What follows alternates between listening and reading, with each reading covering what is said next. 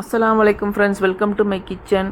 இன்றைக்கி ரா papaya and raw mango வச்சு ஒரு சேலட். இது தாய்லாந்து ஸ்பெஷலு. சிங்கப்பூர், மலேசியாலலாம் இது வந்து ரொம்ப ஃபேமஸ்ன்னுவாங்க.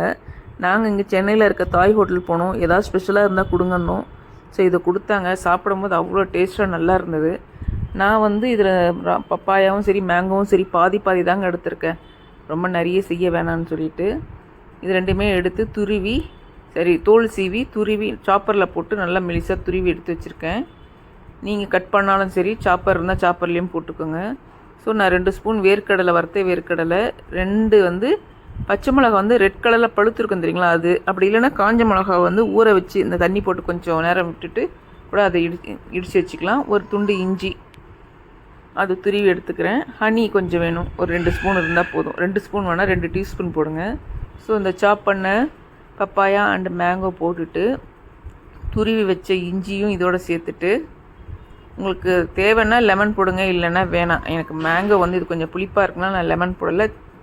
அப்புறம் இடித்த பச்சை மிளகா இல்லையா, ரெட் சில்லி, அதையும் சேர்த்துக்கோங்க. ஹனி சேர்த்துக்கோங்க. கொஞ்சம் சால்ட்டு சேர்த்துக்கோங்க, எடிட்டிங்கில் மிஸ் ஆகிருக்கு இதில்.